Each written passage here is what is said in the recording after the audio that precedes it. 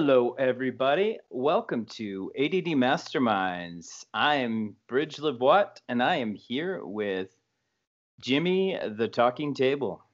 And I come with fan art these days, apparently. Yeah. I shared that too. We shared that on our ADD Masterminds Facebook page, Instagram, and Twitter. So follow us on all of those. It's at ADD Masterminds. I'm a real celebrity now, I think. People are drawing me. Yeah. You know what's funny is I was like, this is listener art. And then I found out that the listener has never listened to the podcast. So I lied. She's listened to the Wax Museum and she's listened to Jimmy's Table podcast, but she didn't even know there was an AD Masterminds. She didn't? Yeah, I was trying to ask her to come on and she's like, "What's that?" And I was like, "Oh." Yeah. I told her she needs to give it a listen so she can get the format, because she's like, I don't even know what the format is. And I'm like, you'll have to listen to it. Right. Well, aren't you all glad this isn't one of those dumb robot selected clip shows? God, I hate those. Okay, so you posted on Facebook saying like you hate those clip shows.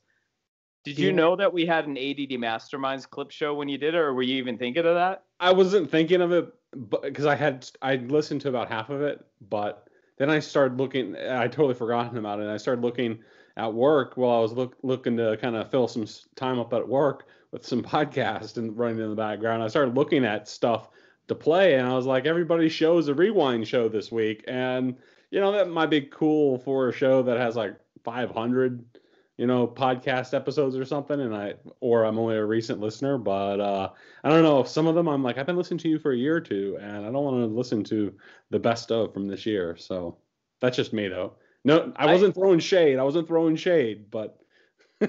Well, it's funny though, because it's like when it comes to like TV shows, it's like that's the worst. It's right. Like, I've seen all these clips. Please don't do this to me. Right.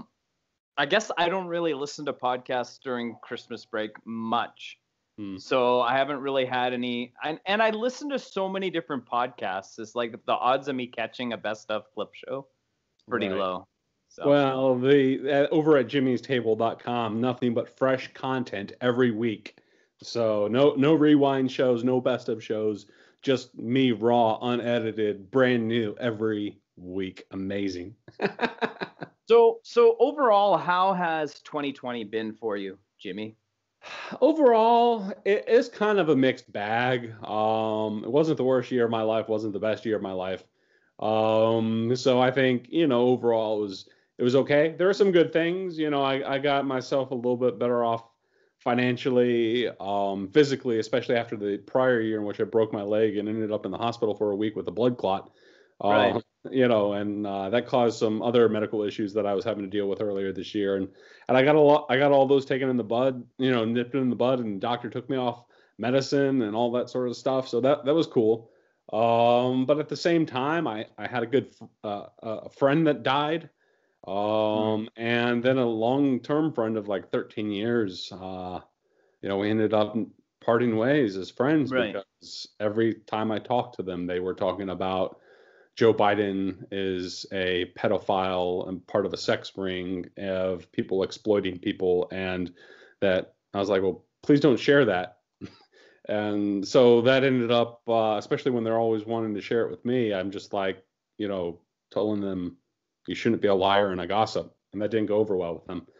And they said they were doing it to protect their kids. And, we ended up parting ways. So, some things were great this year. Some things were bad. And then, of course, all the COVID and social unrest stuff. That was pretty rough. Some of that was good. I think some of the social unrest was maybe even necessary. But, kind of a difficult year overall. How about you?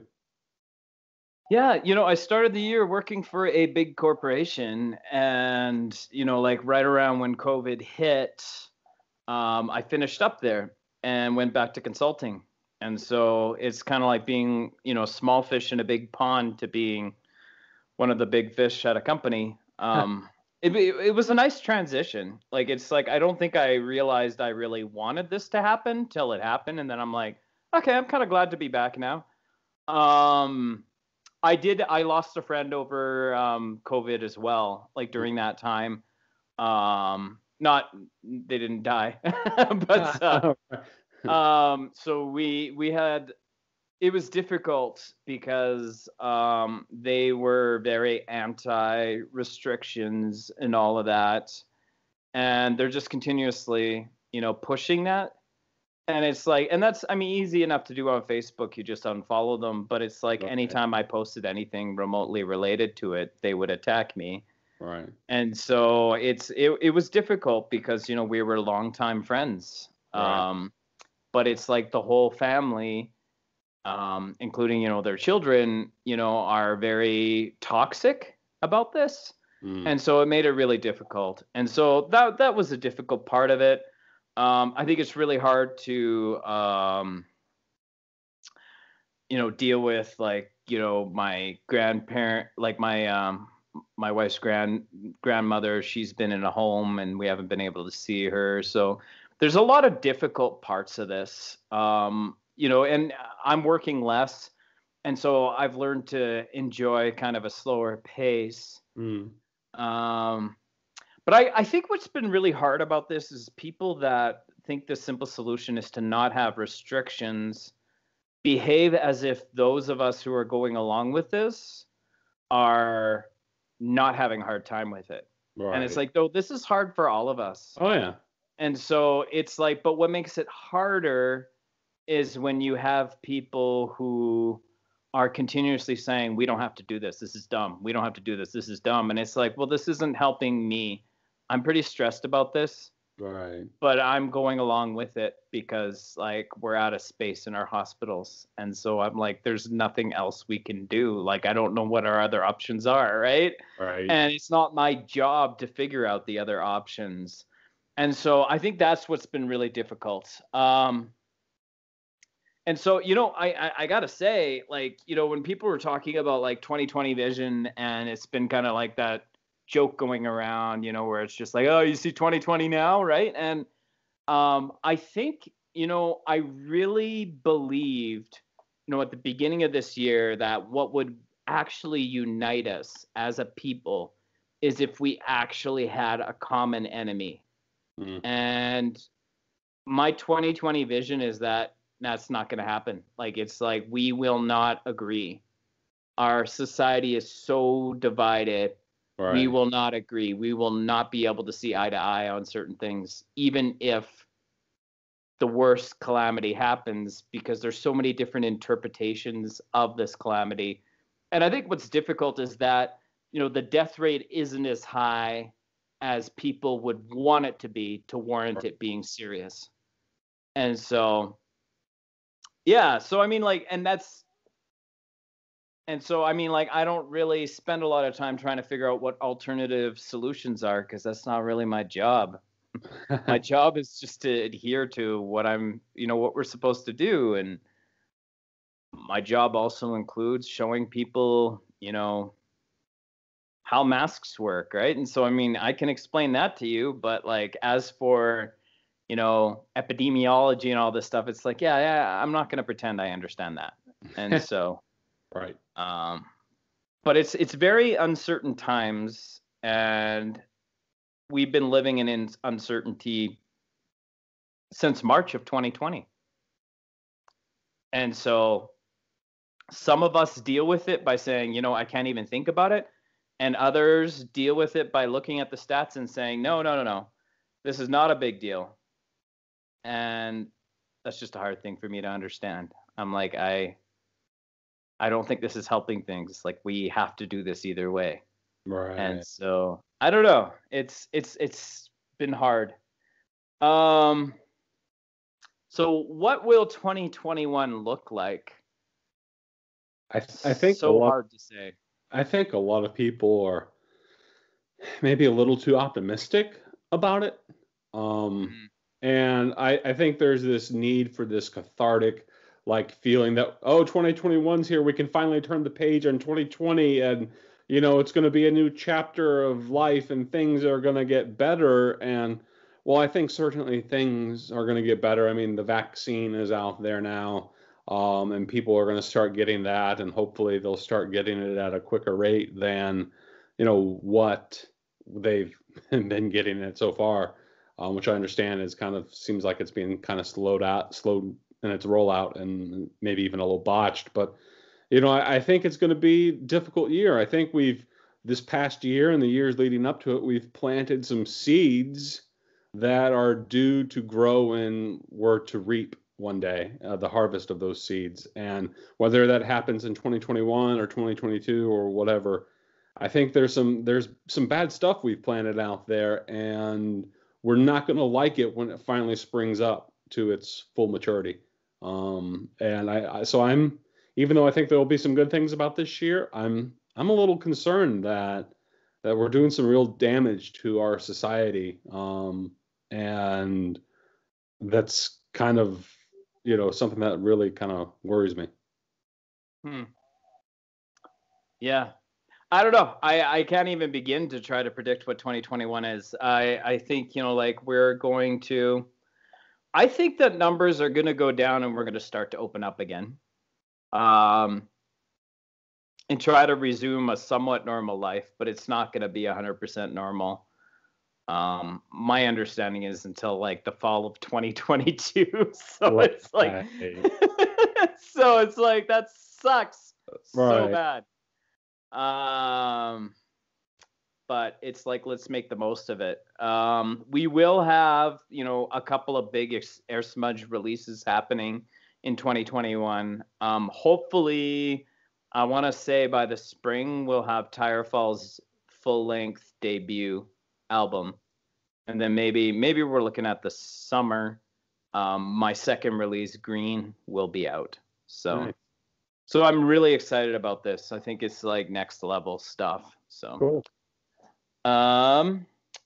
New Year's resolutions. Do you make New Year's resolutions? No, I'm not a resolutions guy. I like to constantly think that I'm kind of always making goals for myself and taking inventory of my life and what's going on. Like at best, I look at the start of the calendar date as an opportunity just to say, okay, did I accomplish what I set out to accomplish this year? Or is there anything I could tweak?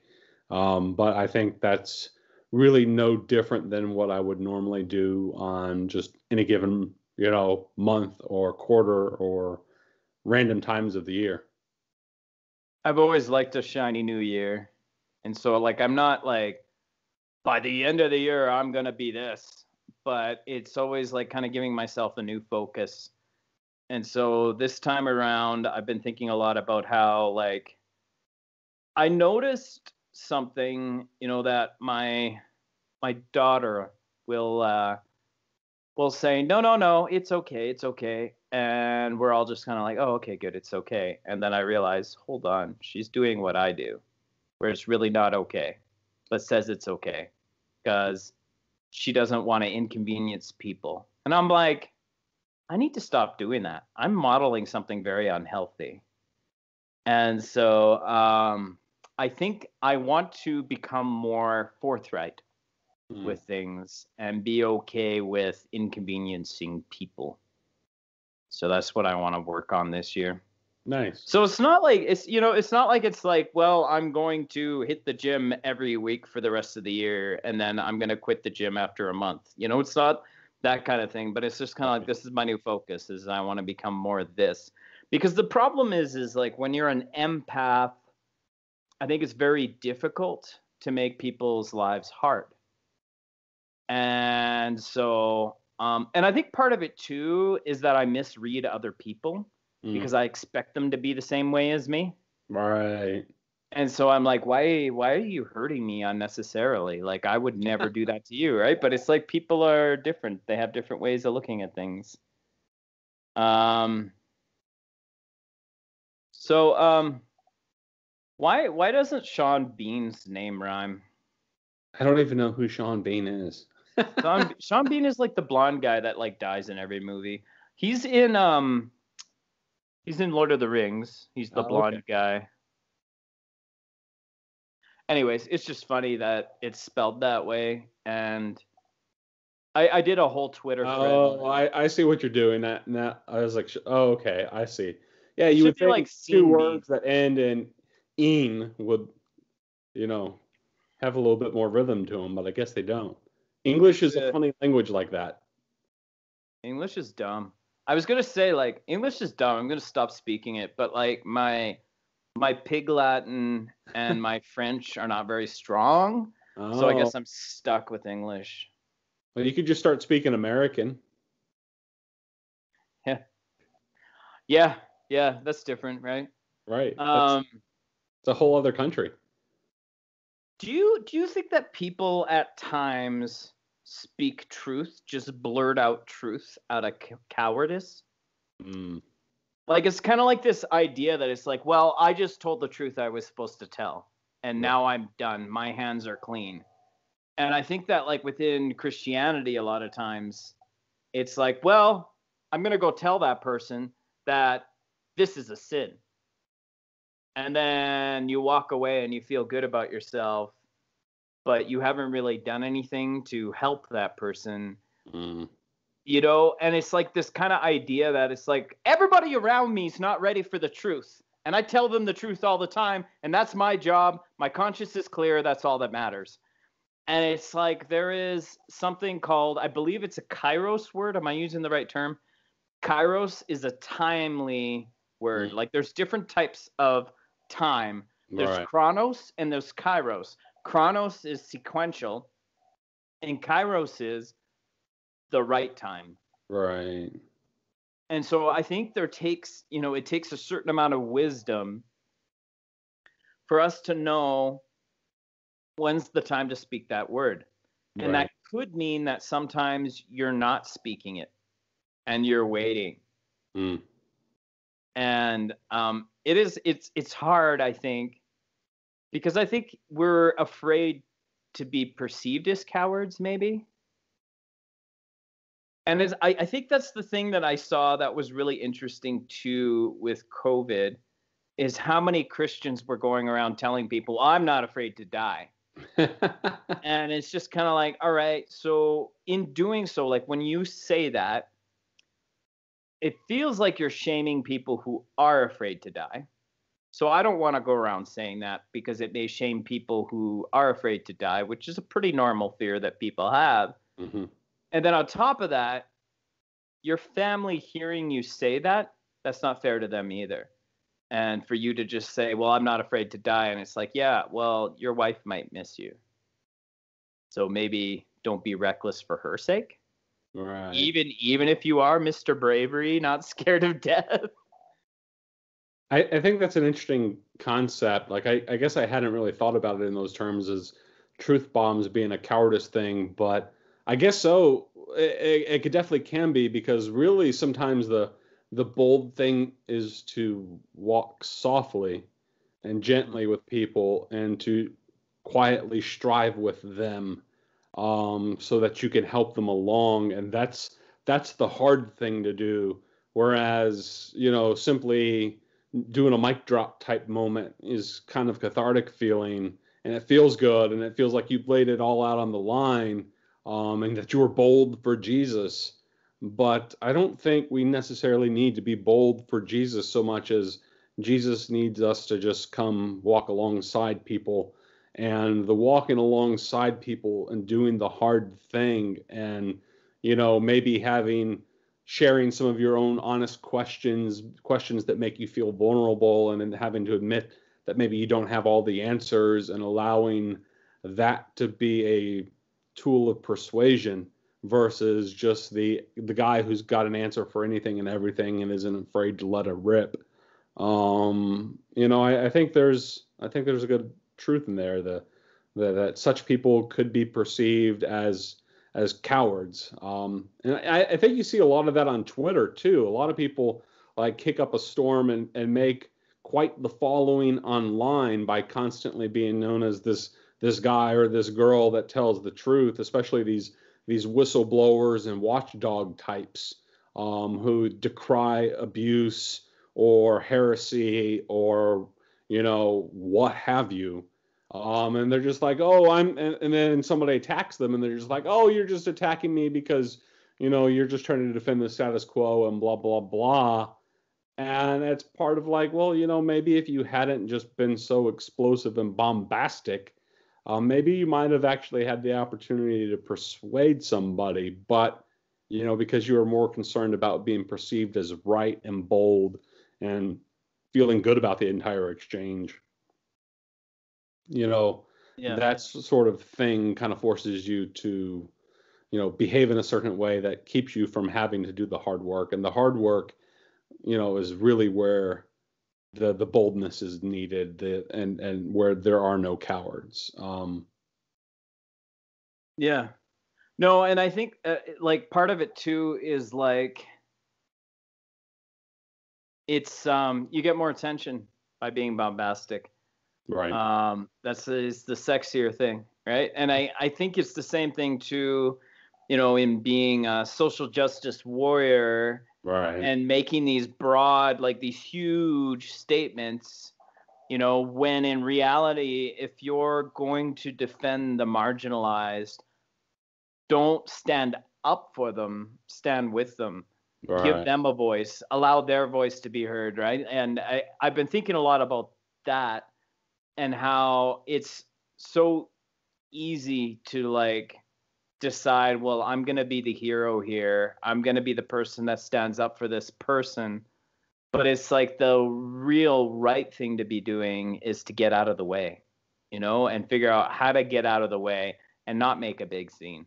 Right. And I think that takes a level of bravery, knowing that, I may not get recognized for this, but I'm going to do what I can to help in this situation.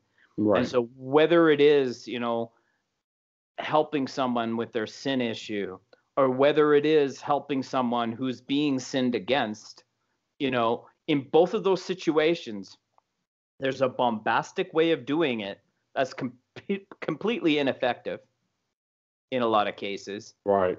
And then there's the come alongside and strengthen the person, in that situation, and know that you may not get noticed. And that, I believe, is the right approach in a lot of cases. So you said that there was some kind of March of Jericho for President Bleep. What are you talking about? Yeah. So a couple weeks ago, on the National Mall in Washington, D.C., a bunch of mostly conservative, mostly evangelical, mostly of the charismatic Pentecostal variety got together to cast the demons out of Washington, D.C. by doing a march around the state capitol and blowing shofars painted red, white, and blue, in order to overcome the demonic forces that deceived the nation into believing that future President Bleep actually won the election, when in truth the current President Bleep won, and then won by a wide margin and a landslide. But because the demons have deceived everybody, they felt the need to do this March of Jericho and to cause the walls to come tumbling down and the truth to be exposed. And there's some pretty high name profile folks in it, like former Lieutenant General Michael Flynn. You had the quote unquote My Pillow guy. I don't. Do you guys have the My Pillow guy in Canada? No, but yeah, I You know, don't understand yeah. what the deal is, but that's okay. We don't talk politics anyways. But okay, here's the thing. Like so I still don't think that we've proven that, this isn't over. Right. And it's funny because I talked to my family about it and it's like January 20th, it'll be over. And I'm like, I have a hunch it's still not going to be over. Sure. I feel like it's never going to be over. Right. And so I'm like, I'm going to hold back any judgment on this.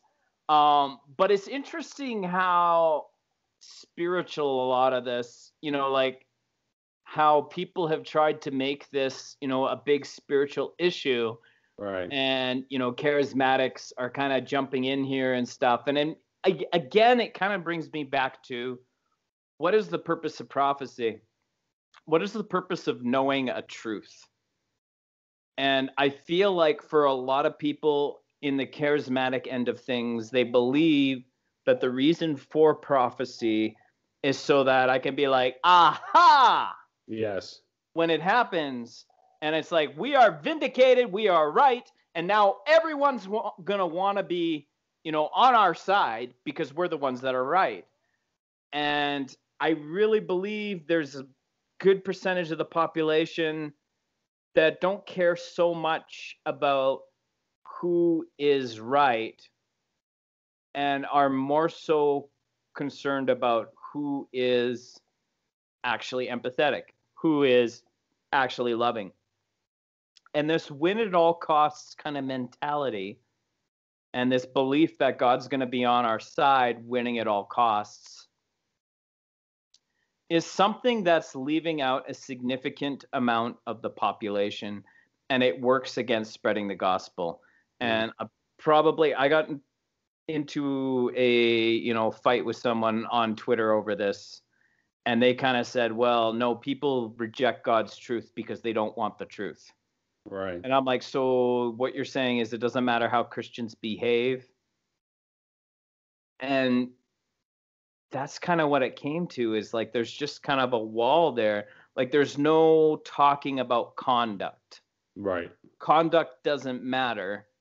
Those people have not chosen God because they're evil. And I'm just like, I can't accept that as an answer, because there are people that are very close to me who are losing their faith right now because of how arrogant and awful Christians are being. Sure. And yet people still want to cling to this win at all costs thing because they really believe that the truth is everything, and that if I'm right and if I have the truth, we win and everyone's going to join us. And it's like, that's not it. Like I really believe that God is love. And so if we're not loving, we're not going to draw anybody to God. And that's something that's missing. And people are like, well, not just love, truth. And I'm like, I'm sorry, but truth is part of love. Right. If you actually pursue love, there will be truth in it. Sure. If I truly love my child, I'm not going to let him, become a, murderer, drug addict, awful, whatever. I'm not going to be okay with that. I love my child. I want what's best for him. I want truth for my child. Love is enough.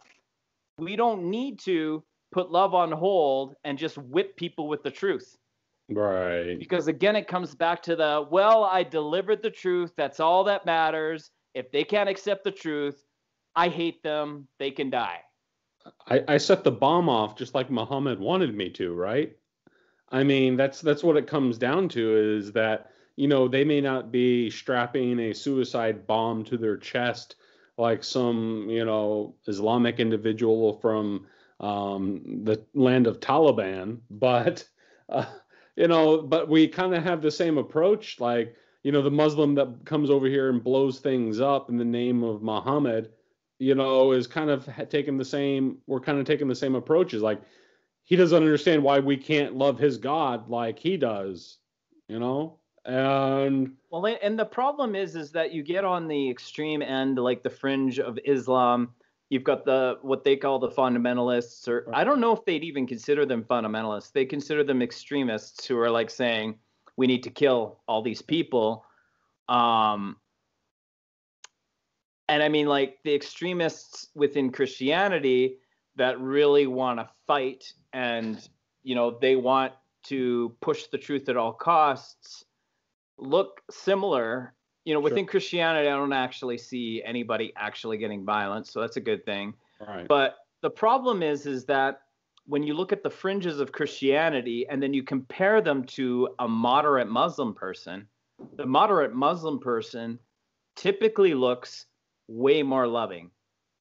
My gosh, like I remember we went to Calgary, in the city that I work in, and there's this shawarma place, and we go to the shawarma place, and there's a Muslim guy who would go for prayer, and he would be closed during the day for a certain period of time, to go for prayer. And I'd come to have a shawarma right after prayer, and this guy comes in, and he's just the most peaceful, loving guy. And he's like, "What can I get for you, my brother?" I just look at him and I'm like, so this is the guy that Christians say is full of hate. And I'm like, I'm sorry, but the extreme end of Christianity looks way more hateful than this guy. There's something about this guy calling me brother that I was like, that is beautiful. Right. It's like, can we, and again, like we got to stop like separating people and saying like, well, this guy's a Muslim though. He doesn't know what love is. And it's like, that's crap. I'm sorry. He was made in the image of God. And I believe he has a measure of faith. He has a measure of understanding of who God is.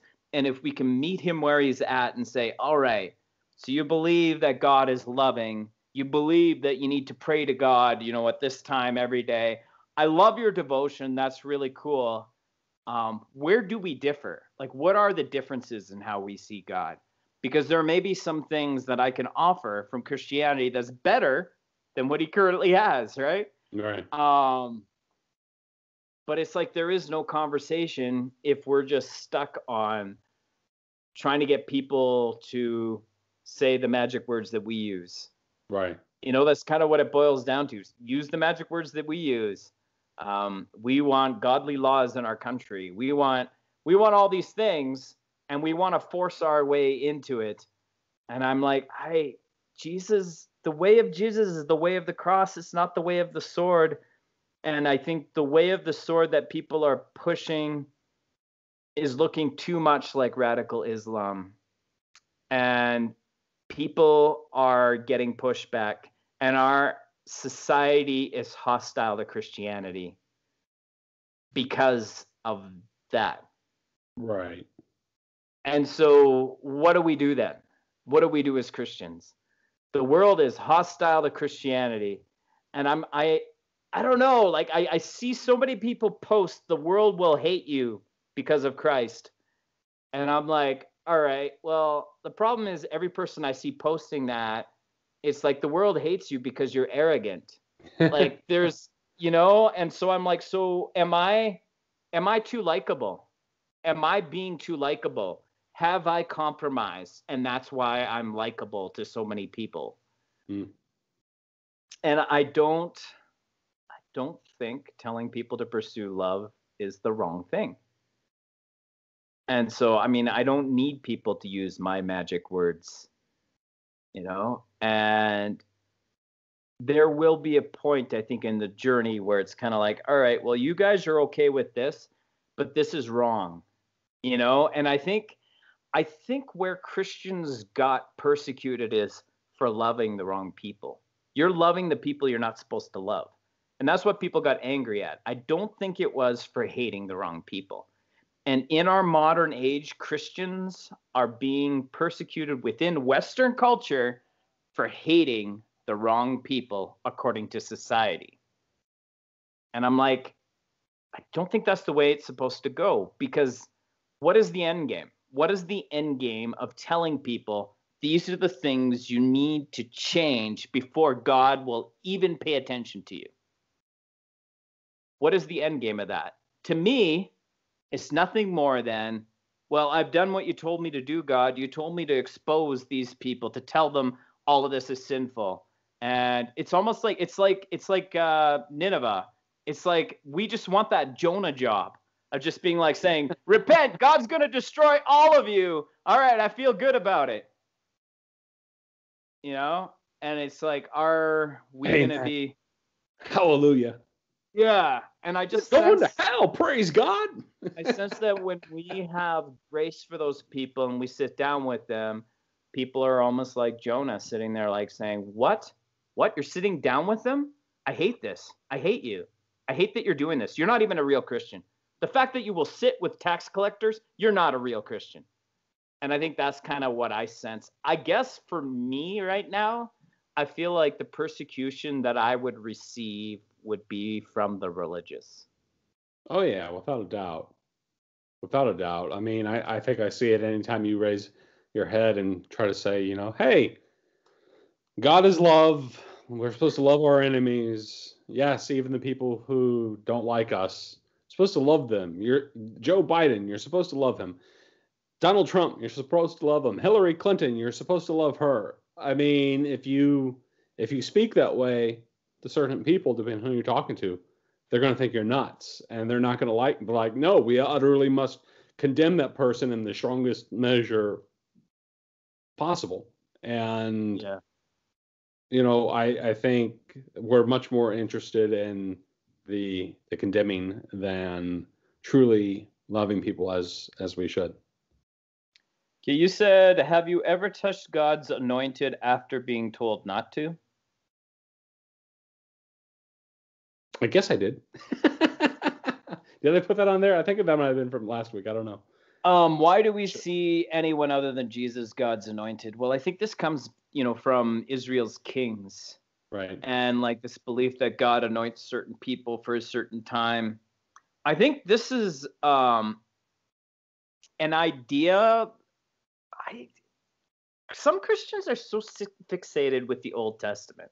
It's like, I prefer the angry, genocidal God over Jesus. And I'm like, I don't really understand how to deal with the angry, genocidal God. I'm like, I don't really know what to do with that. I do believe that as God protected Israel and was kind of like a mama bear, where he was just like, yeah, I'll rip your face off. You mess with Israel. Like, I kind of understand that. I'm like, hey, that's kind of cool. So it's like, well, God might rip people's face off for my sake. That's great. Right. But I don't want people who disagree with me to get their faces ripped off. Like, it's not in me. And so I'm not so intrigued by that. And so when you talk about God's anointed, it was like there's certain people that God's called for a certain time. Okay, That's fine. Where that gets dangerous is when you got someone like Ravi Zacharias. Sure. And it's like, look at all the good he's doing. He's doing all this good. He's bringing the truth to all these people. And you know what? I didn't attend, it wasn't Ravi Zacharias, but it was part of his ministry. I attended one of their apologetics things. It was really cool. It was really informative. I learned some things. It was really, and so like, I understand that there was some good done. But the problem is because he was the Lord's anointed, if women came forward and said, look, this guy's been doing some things, people are like, how dare you touch the anointed? Right. And it's like, you know what? These women are not destroying this guy's ministry. He destroyed it himself. Sure. And we need to be upfront with this as a church when things like this happen. And so, I mean, when you talk about not laying your hand on the anointed, Matt, I don't see that in the New Testament at all. It was an Old Testament thing with kings. And so I don't know. I think it's dangerous when we start saying who's the anointed and who's untouchable, because it's like I joked, I think, in the couple episodes ago where I said, it's a pastor. With a pastor, there's no rules. It's like, this is legitimately what's happening in this case. Is like, he's a pastor. There are no rules. He's the Lord's anointed. And that is so dangerous. And we're seeing that, with people like Ravi Zacharias.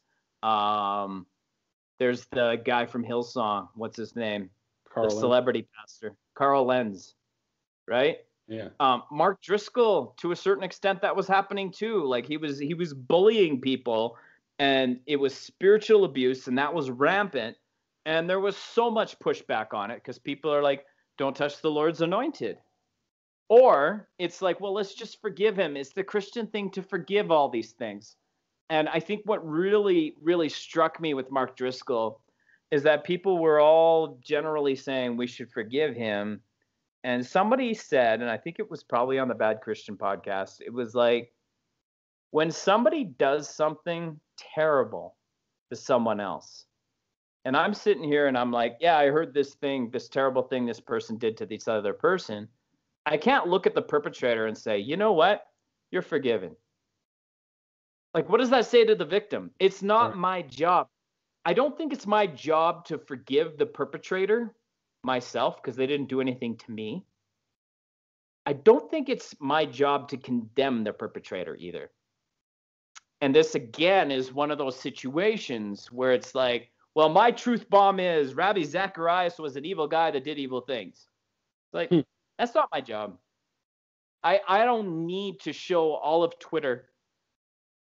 You know, if I encounter someone who is a victim of this individual and they make a post and say like this happened to me, I want to say I'm so sorry and this is wrong and this should not have happened. I can say that. Right. But I don't need to make a public post condemning a dead man. You know, like I there's no reason for me to be doing that. Right.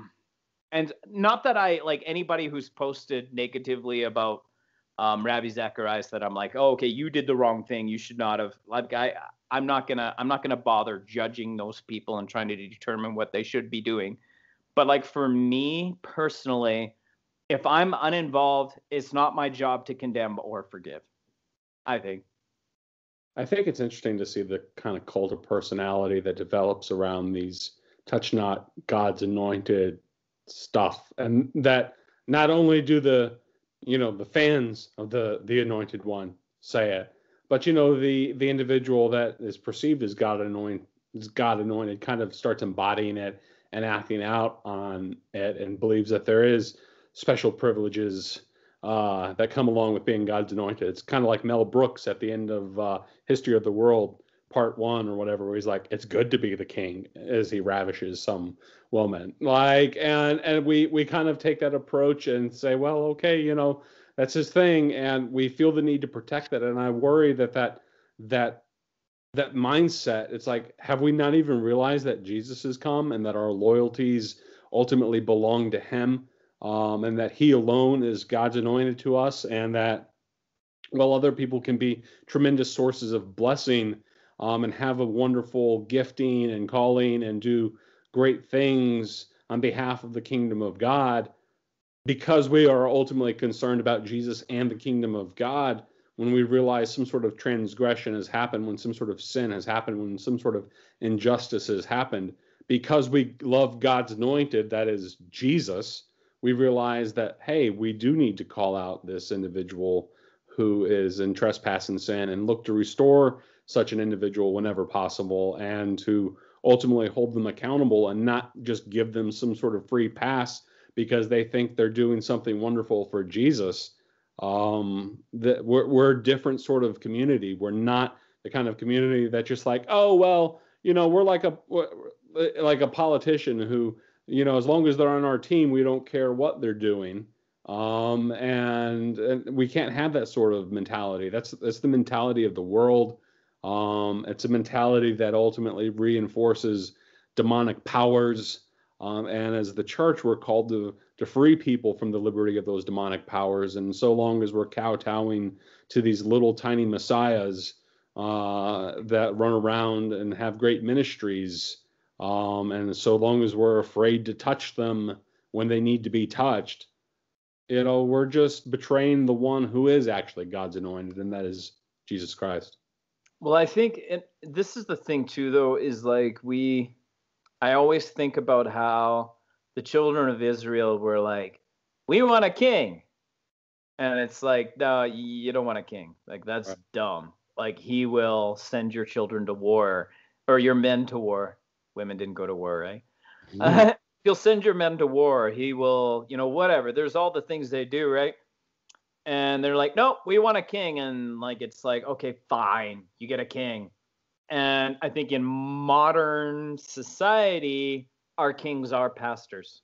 Right. And it's like, we want a CEO. It's like, well, that's dumb. Like, your CEO is going to become all arrogant. They're going to be, they're going to be buying their own book to make it a bestseller, and, spending thousands of dollars on sneakers. Right. No, we want a CEO. And that's what we've got. Like, we chose CEOs, right? And it's like, that's so crazy. And like, for me, over the last, I guess, couple of years, going to, a church that was becoming, one of those larger churches in the city, and had kind of that smoke and light show, and it was fun. and then moving to the suburb and, going to a church that's, it's smaller, but it's got kind of the same thing. It's like the production quality at the church is so good and it's a beautiful thing and everything like that. And it's like I've gone through all this being, quite cynical of this smoke and light show and saying, this is like, why does it have to be this way? Like, why can't we just break bread together? Why can't we just talk about Jesus and break bread together? Right. And it struck me, like my mentality about pastors over the last couple of years have been, and I guess at my previous church, I knew the pastors a little more, interacted with them a bit more. I was on the worship team, so I was one of the people on stage. And what every time I saw them preaching, I was like thinking, this person's job is to open up the Bible and deliver the word to us. It's actually a lot like, I think maybe this actually came from, I was listening to an interview with Ron Howard, and Ron Howard's dad was an actor, and Ron Howard was a child actor. And Ron Howard is one of the few child actors that made it out like not being crazy and living a pretty ordinary life. And his dad took him aside and said, look, see that boy out there that's delivering the newspaper? His job is to take the newspaper on his bike and take it from the bike to all these different doorsteps. And he's like, your job is to go in front of a camera and deliver those lines to the camera. That's all you're doing. There's nothing special about what you're doing. That's all you're doing. And I think maybe it was from that I started to look at preachers that way. And I'm like, his job is to open up the word and give us a message from the word. There's nothing to be like, okay, well, he's up here and I'm just one of the little people down here. It's like, no. This guy's role is to just open up the Bible and give us some scripture and give us some observations along with the scripture. And you know what? Honestly, sometimes, wow, that was powerful. Sometimes I'm like, yeah, that wasn't it. Like that was, dude, you were like way off base. And I'm like, and I'm okay with that. I'm glad I can recognize that because I'm noticing that I'm not buying into everything this person says because this person is a human. Right? And so, I mean, does anointing exist? I think that God does call people to do certain things, but I think that we've made pastoral calling the highest calling that there can be. And I think we've put that too high on the list. Sure.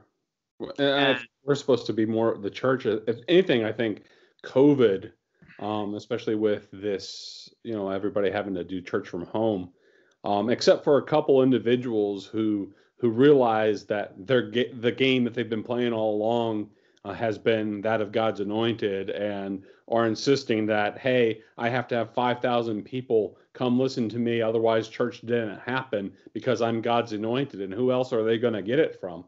I think that COVID for most people in most of the church, though, outside of those circles that have the 5,000 that gather together to listen to the one guy talk every week after week, I think it's kind of maybe realized how unimportant that these superstar anointed preachers are to the lifeblood of the church, and that what we really need is just humble shepherds who labor among us however they can, whether that is up in a pulpit or whether that's from their living room while standing in front of the camera for a Zoom meeting. That at the end of the day, that they just have a simple task that God has put on their heart and mind to do, and they're just going to carry that out. And they're going to carry that out with the same faithfulness as the little old church lady who, has served the Lord humbly behind the scenes, serving in the food kitchen or, coming in and cleaning the church every, Saturday before Sunday comes around, and that maybe that these guys that we've put on a pedestal, maybe that they're not so important to the life of the church because frankly, we've been forced to meet in such a way as to where we're looking around saying, well, I don't see this guy every day anymore, or I don't see him every week anymore. And that, maybe he's just not that important to my life and the life of the church as I have maybe previously misesteemed him as. And maybe we'll start seeing each other more, hopefully, just as brothers and sisters who are just journeying together along this path that we're on, just helping edify one another, build one another up, and to make us more like Jesus, just in the common faith that we share, than these Moses type figures who come from down on the mountaintop full of smoke and fire with some words carved in stone to share with us. Like, I don't need that Moses type person anymore. We have Jesus, so let us just share amongst each other as brothers and sisters in Christ. And if some people are particularly good at that, great. And we love that. And we thank God for their gift, but we're not dependent upon it. And nothing bad is going to happen if that person were to disappear tomorrow. You said lettuce again. Lettuce. with some honey mustard and some tomatoes and cheese. Oh man, now I'm gonna ruin it for you every time you hear someone say lettuce. I saw that quote you did of me earlier. I forget what exactly it was. I think you were listening to my podcast and you quoted something I said, and I said let us, and you were like lettuce. People know you're missing out on your tweets. That's why you got to listen to both shows, folks. My tweets. I've had so much fun tweeting. My gosh. Anyways, all right. Well, COVID vaccine. You getting it, Jimmy? When I can. I would like to get it sooner than later. Because I feel like if I got it, that maybe I can start putting 2020 behind me a little bit and start making, striving for the future, knowing that I'm okay and probably everybody else is okay. That's going to be around me, and then I'm no longer going to be a possible threat to the life of somebody else, including loved ones and family. Of course, if I get it, I don't know, I may just wake up one morning and see 666 written on my hand and, have secretly got the mark of the beast and not even realized it. So, but I don't know, I think that's a risk I'm willing to take. I honestly don't know anybody who believes that. I think I do. If there's anything people are afraid of, is they don't think it's been tested enough and that it's got stuff in it that's bad for you.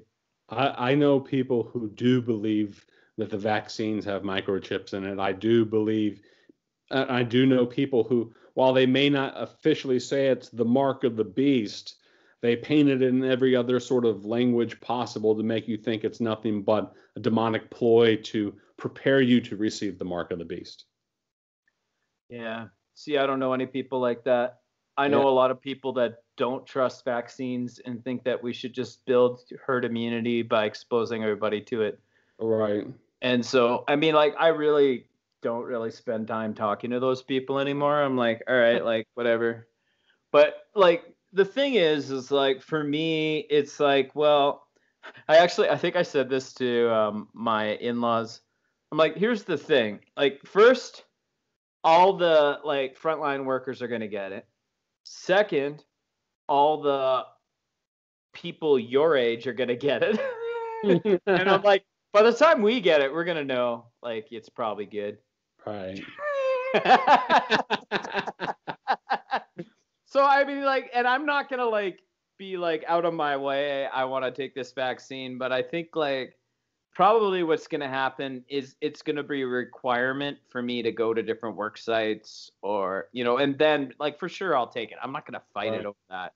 I don't know. Like, I guess for me too, it's kind of like, okay, well, here's the thing. We got medical people, people, researchers, and, like, these health advisors, and you've got your government people. And they're all kind of working together and saying, like, at least in where I live, I know that my government is like, let's get the economy going. That's mostly what they care about. They want to get the economy going. Right. So there's no doubt in my mind they're going to get us up and running as soon as they can, right? And so I look at that and I'm like, okay, so yes, there's a lot of bad things about restrictions, and there's people that are going to struggle for mental health issues. There's addiction issues. There's all these bad things. These businesses, small businesses that have gone under. There's all these terrible things. But in my mind, it's like, okay, well, whatever blood is on people's hands, it's on the government's hands right now. Now, if I go and try to force the government's hand and say, you know what? No vaccine. Get rid of the vaccine. Let's all protest. Let's all force them to not have the vaccine. Now, whatever blood there is now on our hands because we forced the government's hand and we said, and I'm like, I'm not really prepared to make those kinds of decisions. So I'm being quite passive about this because I'm looking at this and saying, well, and I mean, like, I'm kind of done arguing with people about this. I'm like, there's people who are like, the vaccine cannot be trusted. Okay, that's fine. You can do your thing. And if you're wrong about this and this continues longer because you guys have decided that you're not going to go along, blood's on your hands. It's not on my hands. Right. Right? Me taking the vaccine, it's could be harmful to me. And you know what? I'm not afraid to die. No. Cowards. Because I'm brave. Shame on you for being afraid. Right. But anyways, I know.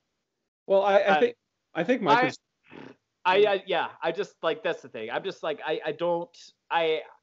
I'm convinced that we are just going to be divided on this. Sure. And it's like, I think what's really interesting, I was listening to a guy who is an addictions counselor. And he talked about how he deals with drug addicts. And he said that he's like doing this treatment program with this guy. And this guy says, you know what? I just want to be done with the treatment program. And he said, as a counselor, for him to say, no, you should not be done. This is a bad idea. That's not going to fix the problem. So instead, this is his approach. He looks at the person who's addicted and says, okay, all right. You don't have a home to go to. You're going to end up on the streets. So what's your plan? Like, how are you going to do this? Like, you're going to walk out the doors here.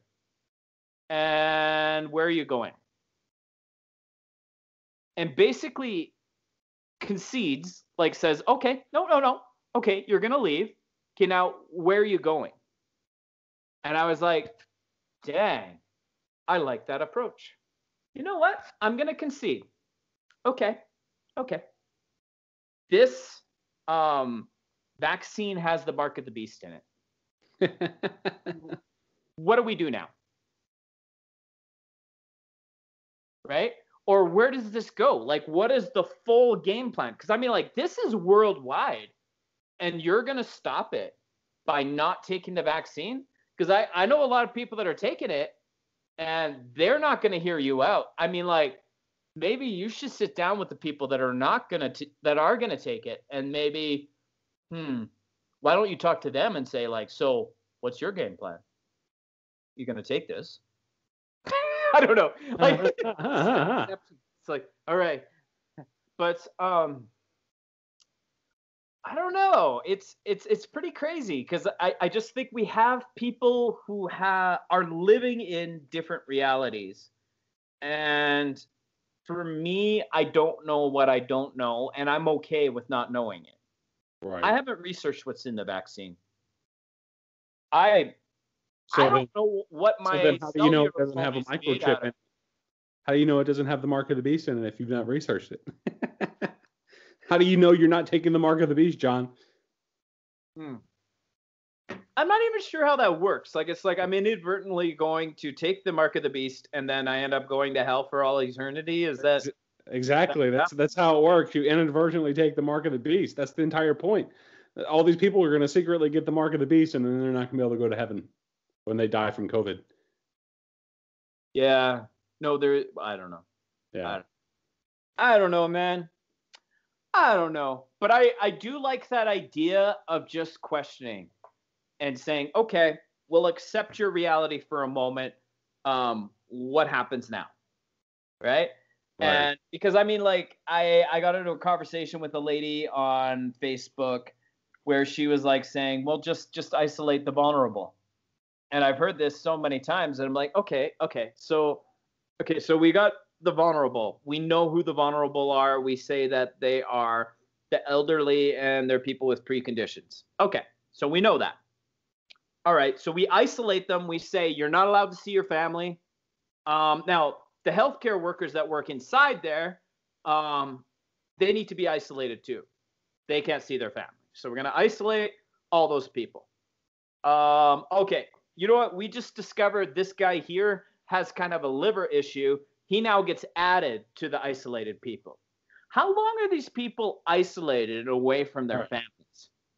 Like probably a year and a half, from now. That's what we're going to do. And then that way, all the people that we know are not vulnerable can just do whatever.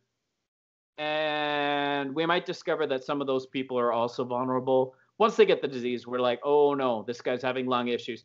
We then put them in with that, and they end up with the people that are like, I don't know. It's kind of interesting to actually do these thought experiments, and I'm just like, this is better.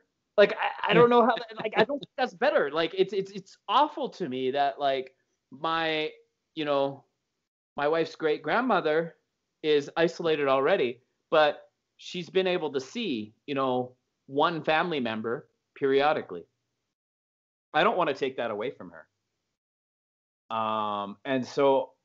And like I said, our hospitals are full. So we're doing what we're doing. And it's astounding to me that people are still trying to say they know better and they have a better idea. Yeah, I don't know what to say to that. Their idea is just to thump their chest and act like nothing's going to happen, and then when something happens, just be like, oh well. I mean, I this has been my beef for the past year about this is this entire pandemic has required us to make hard decisions, and I think I've been saying consistently since the beginning, we need to make those hard decisions, as painful as they may be, up front, so that a year and a half, 2 years, 3 years from now, that we're not still dealing with this crap. And your refusal to put on a mask, your refusal to keep yourself socially distanced, your refusal to get a vaccine just prolongs this hellscape that we live in with COVID. And that's part of my concern going into the coming year with 2021, is that we've been planting these seeds for so long, and I think we're going to ultimately reap those seeds in our little harvest here. And because we've been like, oh no, I don't believe this is a thing, or no, this thing's not as bad as they say, and oh, I'm not going to let them tell me what to do with my life, I'm free. Oh, I'm not going to take the vaccine because I don't trust it because I read some meme on Facebook that said I shouldn't trust it. No, I didn't talk to my doctor about whether I should get the vaccine or not. But I saw the meme on Facebook, and I'm just like, it's these people who are going to be the reason we can't have nice things, because they've come up with all sorts of mental hoops that you have to play, and these Jedi mind tricks. You're kind of like proposing that we have to play with them in order to get them to comply. And part of me is like, man, this is why this is not going to be done this year or next year or even I would venture to say we won't be done with this year. We'll still be talking about this in the summer of 2022 of why there are still partial lockdowns and why we're still having to have debates about government stimulus checks and all that sort of stuff. It's like, because people are refusing to do the hard thing and maybe even the scary thing in the immediate short-term timeline, because they're sitting there thinking, oh, there's going to be some random disease that this vaccine gives me 30 years from now. It's kind of like, I don't understand it. People are finding every excuse that they can to prolong this.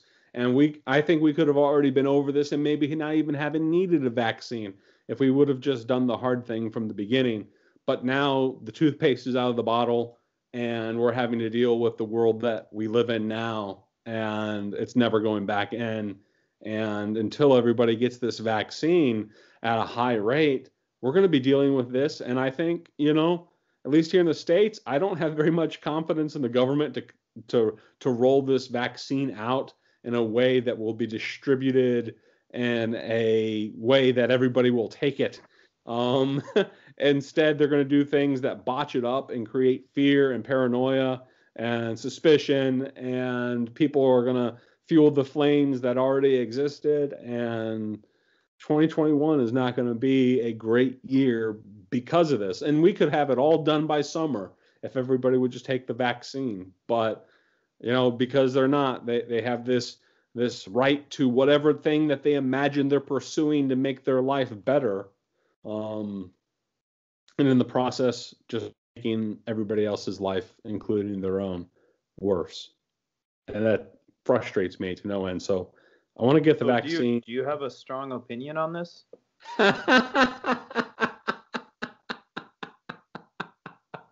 So the great thing about democracy, though, is that, like your nation is run by the people, right?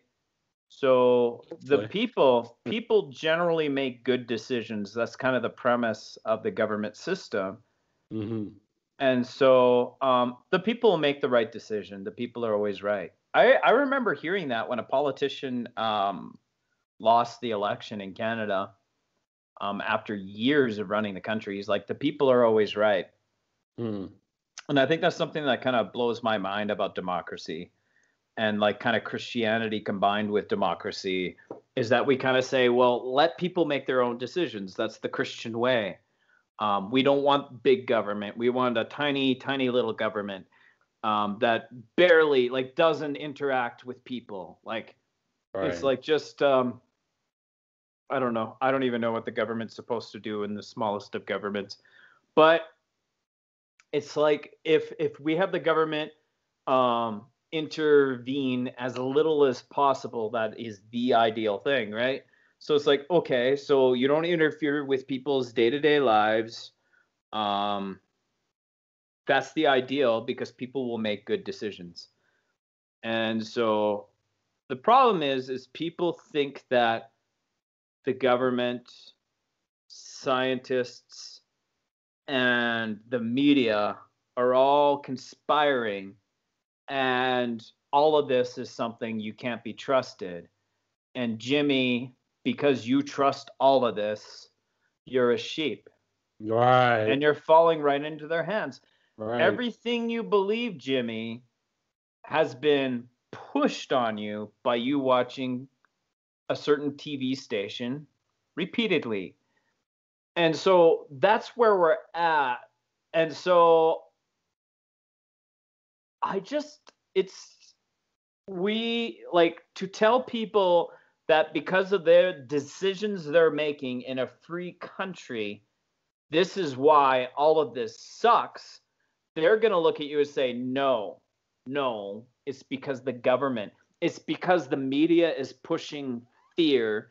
It's because, they have an alternate story for all of this. And so I think where we're at is I just really believe in 2021, we need to trust that our God is big enough to handle all of this.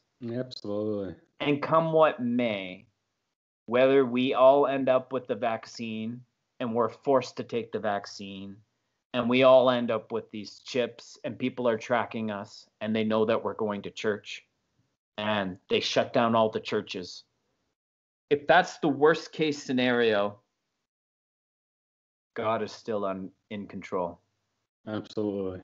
If not enough people take the vaccine and we end up with our hospitals overrun and people refuse to slow down and we have people dying of diseases that are not COVID because we don't have enough space in the hospital, you know what? God is in control. And I think I'm done fighting a fight with flesh and blood. Mm. And I'm gonna ask questions. I'm going to say, interesting. Where does this go? President Bleep is a reptilian. and he wants to lay eggs. And the eggs are implanted in the vaccine. Okay, well, that's interesting. So, like, where did the eggs come out? Like, tell me a story, man. And you know what? I want 2021 to just be curious and for me to not condemn people for the decisions they're making, even if those decisions are what is making this thing continue, right? I don't know. I still think that this is real. I still think that the government's doing the best they can, because I'm looking at what's happening worldwide and I'm like, pretty much every government is behaving the same. They're reacting the same to this thing. So I still have a hard time believing in the conspiracy. But hey, if the conspiracy is correct, then man, I spent a lot of time at home that I didn't need to. And I'm okay with that, you know? And so I'm curious. I don't know. I think I'm kind of curious about what the whole story is for these people that live on this alternate timeline. Right. It's like, well, tell me a story, because I'm like, I cannot get everybody to be on the same page. But what I can do is trust God and try to find those commonalities between me and those people. And it's like learning to speak the same language as whoever we're talking with, right? I really believe if someone's completely secular and they're like, God doesn't exist, I can look at them and say, do you believe in love?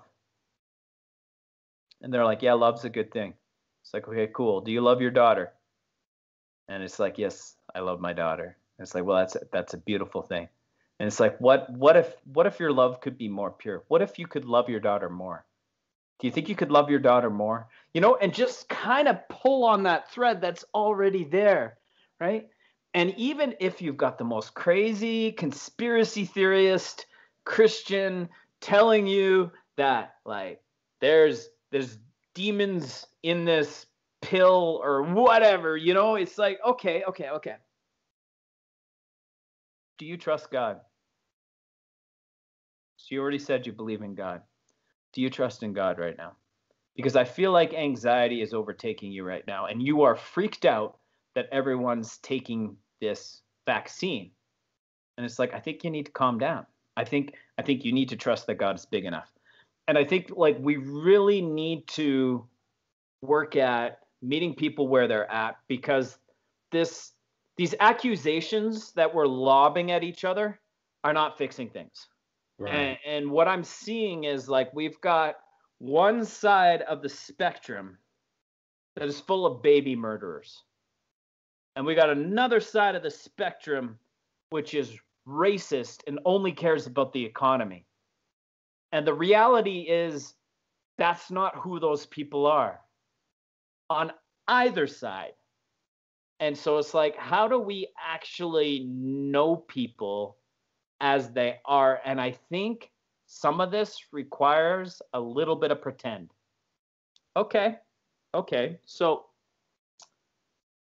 you're running away from home. You're a 5-year-old and you said, I'm running away from home. It's like, okay, all right, I'll help you pack your bags. Now, it's pretty cold outside. Like, you're probably going to want, like, an extra sweater, and you might, I don't think you can spend all night outside like that. Like, do you have, like, a building you can go into for the night? And it's like, let's just go with this and see where this goes. And, like, hopefully if there is a misstep in logic, we can find it together. And you know what? I'm perfectly willing to admit if we go down this fantasy route and it turns out, you know what? You're right. This is not a fantasy. And I'm so sorry I was so condescending towards you about this conspiracy theory. Because, you know, turns out some of these conspiracy theories do end up being true. Right. The government did LSD experiments on people. Yes, that happened. The government did mass sterilization of, people with disabilities. That happened, right? At one point, there were people who were selling other human beings. Actually, it's still happening. That sounds like a conspiracy theory. That's true, though, right? And so I think we need to give each other more grace, give each other more benefit of the doubt, knowing that our anchor is that God is still under control. And you know what? My God is big enough to handle a government that's out of control, a media that's constantly lying to us, what was the third thing? Scientists that are just making stuff up, people who refuse to acknowledge the truth, people who refuse to wear masks. My God is big enough to handle all of that. So, yeah. I hope this podcast was somewhat coherent for you all. Thank you for listening. Any last words, Jimmy? Happy New Year. Happy New Year. It's going to be a great year, but in spite of all the things I just said. Yeah.